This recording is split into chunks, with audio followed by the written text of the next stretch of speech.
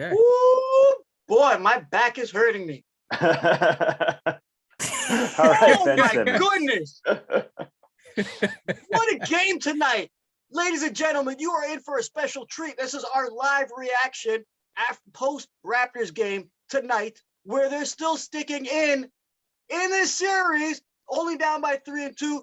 Today, you are locked in until the point with Skip. and the King. Good afternoon, good morning, good evening, ladies and gentlemen. I'm pretty sure for most of you guys, it's good evening. And you are joined with the one and only Kenyon Nisbett and the one and only the coach, Tim Roache, from the East Coast all the way to your city. Gentlemen, we have been going crazy for the last couple hours over this last game. The Raptors have taken this 103-88 over the Philadelphia 76ers in Philadelphia. And that is a statement they have taken. So let's just say, you know what? You could be down 3-1, but you could still come back. So guys, I want to hear your just reactions. Ladies and gentlemen, we have not had time to make notes, but we have been watching the game all night. We've been looking at it. So Kenyon, what is your reaction to this game? How excited are you for your Toronto Raptors to be coming back after coming back from that 3-0 deficit? Well, I just have to say that I wish someone asked me where are they going to after, where do they go to from here? Like they asked Kawhi. Because we're going back to Toronto. You stole my point, damn. Sorry. They're coming back to Toronto, baby. They're going back to Toronto. First thing that I have to say is, man, that Philly crowd was dead. That was so dead that I could hear Nick Nurse saying, Scotty out, like calling the plays. It was a beautiful thing. That's all I have to say. Really quickly, I'm going to make my points really quick here. We were talking offline, and this might have been caught in the last time we all met. And basically, I think that I wasn't worried about the first two games. The third game, I started seeing, okay, we have a blueprint. We didn't get lucky. We could have won that game. Arguably, we should have won that game. Not going to go through that, but I saw a blueprint. Yep. I said, stick with the blueprint. Yeah. I think Coach Nurse look-alike. No, I'm just kidding.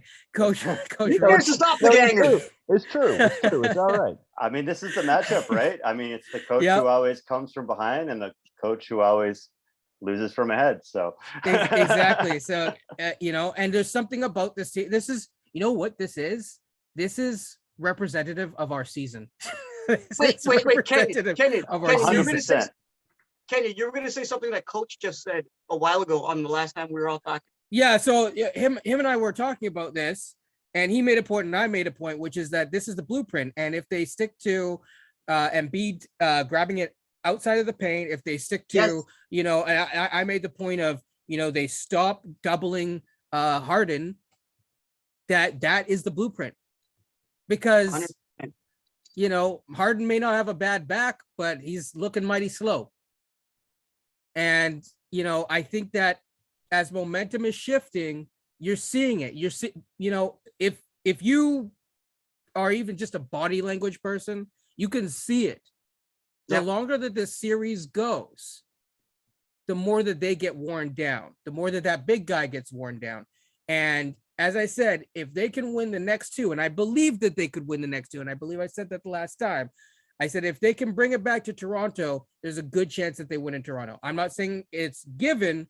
You got to take it, but there's a good chance that they can win in Toronto. And if they can win in Toronto, I'm not worried because our fans don't boo. Exactly. We're very polite. Roache, Coach Roache, Nick Nurse's doppelganger. I gotta act like, seriously, dude. Did you just get back on the last flight from Philly to come back here just to talk to us? Because I could have sworn you were on the bench today. doing Brian, something. you're beating this joke like a dead horse. But anyway. Anything for to No, the but point. it's true though. Like last time we were all here, the four of us were here. We did speak about what adjustments they have to make, and the Raptors have made those adjustments. Coach, what are your reactions to this game tonight? In the first quarter, Embiid, in the first half of the first quarter, Embiid was catching the ball in the middle of the paint. We couldn't do anything with him. As the game wore on, Embiid was stepping outside the key. We're playing the long game with him. He's getting tired. Embiid is catching the ball now near the 3-point line. So why does he want to go back in the key? He's getting tired. We're wearing him down. That's why he doesn't want to go in anymore and be double teamed, triple teamed, bodied and stuff like that. Sounds like a Steve Urkel thing. I'm wearing you down. I'm wearing you down. Oh, absolutely. He looked so freaking tired at the end of that game when Alvin Williams is calling it out. Like he was literally just standing there, letting guys blow right past him. Yep. Absolutely. And Kenyon and I think we all made this point in the last podcast. Pascal Siakam had to be more assertive, and he has been in the last two games. Game 4, 34 points, I believe he had. 34? 34. Yep. 34. And in this game tonight, 23 points. Yep. Tyrese Maxey, Tobias Harris, I think they combined for 26, if my math was correct on what I saw for their stats. Maxey had 12, Harris had 16, 28. My apologies. But still, their percentages have gone down. Their field goal percentage. I mean, Maxey's 5 of 14, Harris is 6 of 16. Yeah, they looked out of the game. Yep. They looked out of it. So let's play the long game with him. Let's wear Embiid down. They're getting frustrated. And Kenny made a good point tonight about Harden. When we put athletic bodies, 6'8", 6'9", that's been the theme on Harden, he's a difficult time getting by us now. You said it right there. Long game. Skip. Yep. You wanted to take the long game and say Philly in 7 as our pre-playoff. That's suddenly prediction. looking like a good prediction. How are you feeling right now? I'm feeling great. Wait, hold on. You are a Raptors fan. Don't be a traitor. Don't be a Drake. Go sit down at the game, okay? Okay. But even though you did say it would go to 7, how are you feeling about the Raptors in the long game? Like Coach Roache just said. I'm feeling great. I thought once they went down 3-0, it was going to be over. I expect them to lose last game. I expect them to lose this game. Now I'm kind of back on the bandwagon, but I mean, I can't. I mean, whatever. We'll see what happens. Sure enough, you don't deserve. Yeah. But no, what I'm seeing now, I see this series stepping back from the macro perspective, and I'm seeing it playing out exactly like the Bucks series in 2019. Raptors get blown out in game 1. They come back, give a bit of a better effort in game 2. That go down 2-0. Game 3, go to overtime. In the Bucks series, they won that overtime game, but they very nearly didn't. They probably should have lost that overtime game. They barely snuck it out by the skin of their teeth. This series, they go to overtime in game 3. It was double overtime that Bucks series, right? Yes. Yes. Game 3. Yes. Yeah. But anyway, in this one, it was single overtime, but they lose the single overtime, and you think the series is over. But if you go back and you look at the macro perspective, every game the defense has gotten better. Every game the Raptors have cut the gap and improved. And like we said, Doc Rivers, Nick Nurse, the coach, the nurse comes from behind, the doctor falls from ahead. Oh man. Do you need a nurse or do you need a doctor? Yeah, exactly. We only have one real doctor in this series, and that's Coach Nurse. Apparently. I thought that might be somebody else we know. No, but my point is that the Raptors were kind of won that series going away by the end. The Bucks series, they kind of won it going away by the end because they just kept getting better every single game. And this You're living in the past, Marge. Quit living in the past. They've gotten better every single game, and they're taking over. They're forcing Philly to play their game. And again, like even going back to that game 1 loss, the Raptors are terrible this season when they have a break. They were terrible their first game of the season, terrible their first game out of the All-Star break, terrible their first game of the postseason. And then it takes them a couple games to catch their rhythm. Now they're in rhythm. Now they're playing as a team. You look at that box score, almost everyone in the box score has the exact same line. They're playing completely as a team. It's Siakam's the face, but he's just the best version of that type of player. They're all the same kind of physical entity on the court. and it's totally baffling Philly right now, and they're basically dominating, and I'm excited for Game 6. So am I. But Skip, you said the key word there, break. Oh, let's look at tonight when it came down to the break. The Raptors have how many fast break points? 24-16. They're up by 8. That is their style of play. Look at the other parts of their style of play. Turnovers. Points in the paint. I didn't even see. I haven't even checked Points in the box score paint. yet. They're up by 20 on the points in the paint. 9-16. Blocks 6-1. Okay. Steals pretty much even. They got one more, but they were playing their But style of play. turnovers were 15-8. So that's 9-16. 9-16 for the Raptors. Well, For we're looking turnovers- at different stats, but whatever. Same difference. For turnovers, it's 15-8. The Raptors had 8. Yeah. Philly had 15. 15. Probably just So- looking at different sites. The Yeah. the Raps are playing their style of play. And I gotta give something to you guys. You guys saw it in the group chat, but I'm giving it to you people out there for free online. Okay. Uh-oh. With yeah. You don't have to buy nothing. You don't have to click subscribe today. Okay, we're good. We're good. We're pays from. You already done know.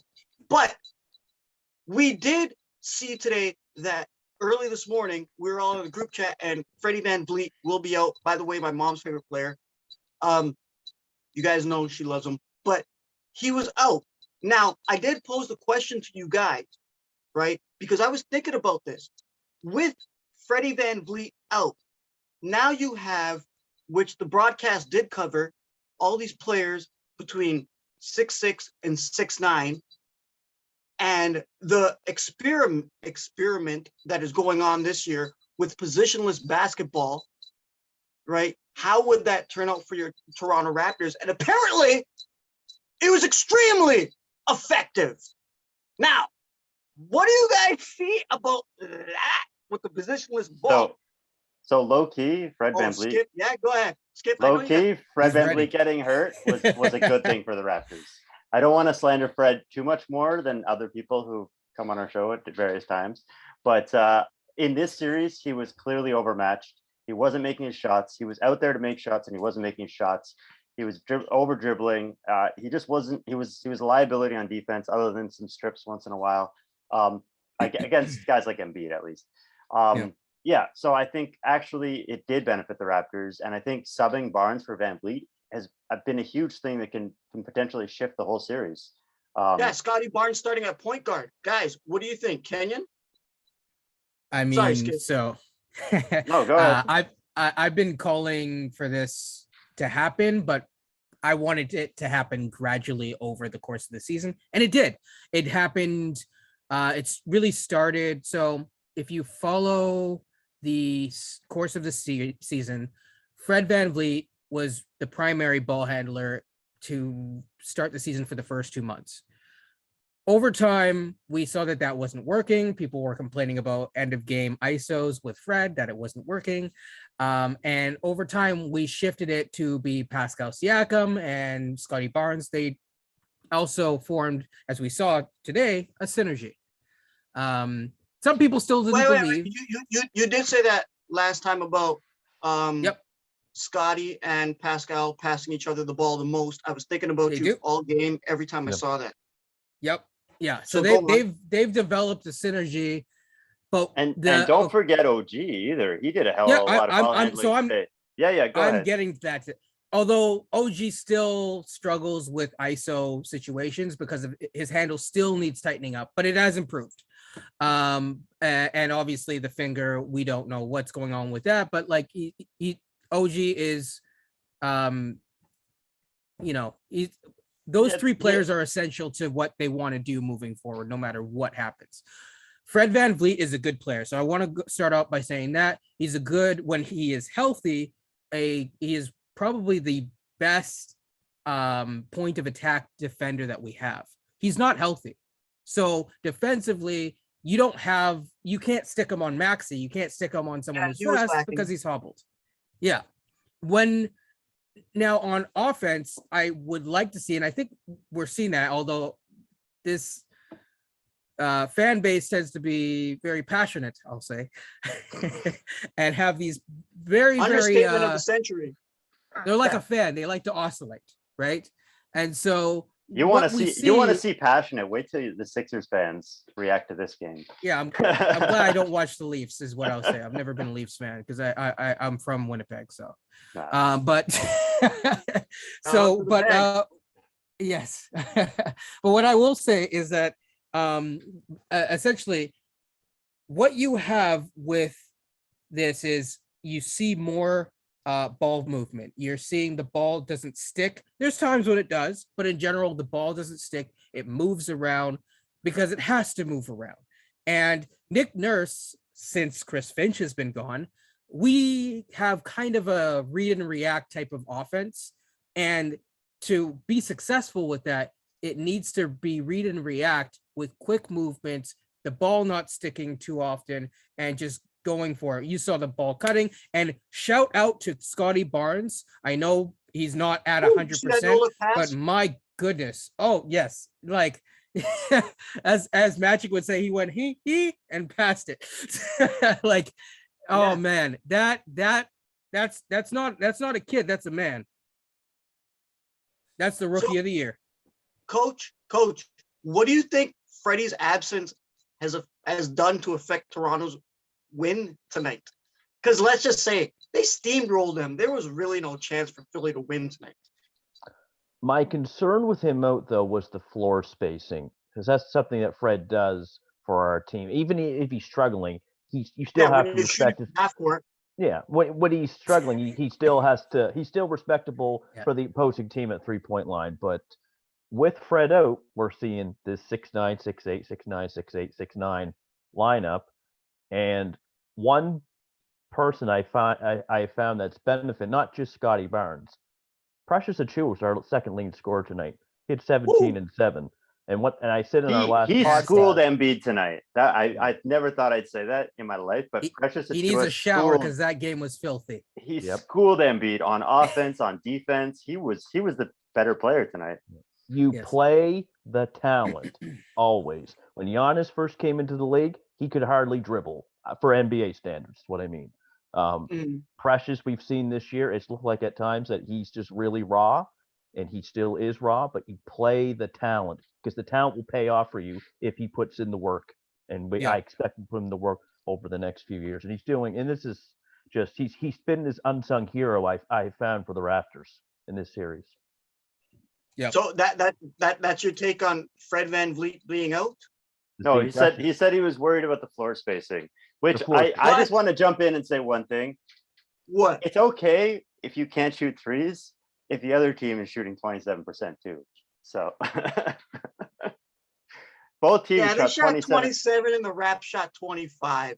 Yeah. I don't think that the Raptors have had a good 3-point shooting game thus far in the series, and yet this is what they're doing. Keep that in mind. Yeah, but they're also missing their best 3-point shooter. But even still, the fact that they're doing this, like while shooting poorly from 3, and they're basically, and losing the free throw battle, and you gotta tip their hat to them at the very least. So yeah. Coach, I thought you put up your finger. I did. You made a point about Fred VanVleet about his impact on not having him. Yeah. A lot of the first 4 games so far, Philly was doing their best to get a switch off. So Fred's always switching off and guarding Embiid. That can't happen anymore now, right? Instead of 5'10", you got 6'9" switching off on Embiid. Now he's taking Scotty. And now you got Scotty, or you got Thad Young, or you got Siakam, or you even Trent to an extent. So that with Fred's height limitation, it's no longer becoming a limitation for us on defense. 100%. So are we all agreed that it opens up the Raptors offense and their defense with Freddie being out? Which is unfortunate to say because, hey, you always got to bet on yourself, right? But it's unfortunate to say, but can we agree that with him out, that it opens up the Raptors game? Look, yes, Freddie, so Freddie's good, but I just think historically he hasn't played well against the Sixers. And I also think that, frankly, maybe this is kind of pointing towards, and this is helping Fred to see and everyone to see that Fred is great, but maybe Fred is in the wrong role offensively. Everyone's been saying that for a year now, and it's kind of not everyone. Yeah. Not everyone. Okay. Not a lot of people. You know, a lot of people have been big on Fred, say, you know, being the guy, and he hasn't had enough time. And my thing is if you have two other guys on the team, Scotty and Pascal, who are showing better playmaking chops, partly because they're, you know, they're just taller, they're bigger. I mean, it's just, you know, yeah. But that, again, he's key. I just want to jump back to Vision 6-9 for a sec. I think what we're seeing is not only are we seeing that there's no mismatch for Embiid, we're also kind of seeing that there's no real mismatch for Maxey if guys are switching properly. I mean, there's a couple guys that he can blow past, but if guys are in the right role, all those guys are 6'9", but they're almost all very fast and athletic as well. Your core guys, your OGs, your Pascals, your Preciouses, all those guys can pretty much keep up with Maxey. Maybe not that young to the same extent, but anyway, I just wanted to make that point, that's sort of what the vision of 6'9" is for to be able to keep up with teams on switches. Okay, guys, I think right now we're already like over 20 minutes in, so we've already wasted a lot of time. Yeah. Sorry, people, but I know you guys enjoy our stuff. Okay, so do you guys have any last thing to say to the people out there? Keep it a little quick, man. Coach, you're up. Game 6. Let's just go. Let's make this force this to a game 7, and let's just go win it. Okay, I agree with you, Kenyon. What else you got to say? Give me something. Put a hammer onto the nail. Well, Tell me something. You know, I'm looking forward to game 7. Oh, snap! That's all I'm going to say. And I know that's, look, that sounds very ambitious to some, but really they have a blueprint and they keep getting better. And so I've said this to all of you offline. I don't think that the Sixers have a counter to this, because the counter was Maxey, but now that they're not doubling off of it, you can double on Embiid once he puts the ball down, but you can't double on Embiid and Harden. So now that you're okay, I'm gonna double on Embiid. Harden, you got to beat us. After that, what do you have? Because now, if you watch the beginning of the game, who was on Maxey? OG. All right, can you beat our best guy? And next game, they don't have Mr. COVID. That might actually be better for them, though. That might actually which is probably better, because he got booed on the way and cheered when George Niang was coming out. But you know, let's not talk about George Niang, because you guys already know how I feel about him. Yes. So with that, that's all I got to say. I it's not a given. They got to take it. They got to show up. But I think if the Raptors show up, I think that they'll get this next game at home. They're not going to lose at home, I don't think. And then we'll see. I agree with you. So you're thinking game 7. I like where you. Let's start this rivalry. Three times in a row. 3 game 7s. I want to see Embiid cry again. Skip, do you have anything that you would like to say? Well, on the same note, I just want to say that if the Raptors do force a game 7 and somehow win it, there are going to be some Sixers fans who need to go to therapy. Doc's gone. Doc's gone, but like the trauma from 2019, like if we did it again, I don't want to glow right now. You just go like this. All right, that's enough of that. Yeah, that is enough of that, because you know what? Doc is he's already lost 3 series where he's down 3-1. So there is hope. There is hope. And I hope all you Raptors fans keep hope. And all I want to say to you guys, other than bye-bye Brooklyn, bye-bye, and bye-bye Maxey, I mean, not Maxi. Thibault, we're not gonna see you next game. Bye bye. Maybe game 7, like Kenyon said. And to you guys, bye bye. On behalf of myself, the coach, Tim Roache, the one and only Kenyon Nisbett, and my man, Dougie J's, Simon Broder. You guys already know what to do. Go bother him. We're not going to ask you or beg you guys to subscribe to our YouTube show, but you can check it out. And maybe go click subscribe. We already hit 400, so we're already looking for our giveaway winner. So on behalf of all of us, yeah, I hope all of you guys have enjoyed tonight. Tonight was stressful. I almost had 3 or 4 heart attacks, but I was very confident in the Raptors. So I hope you guys enjoyed it, and I hope you guys can rest easy tonight and have a good day at work tomorrow. On behalf of all of us, good afternoon, good morning, good evening, good night, and Peace.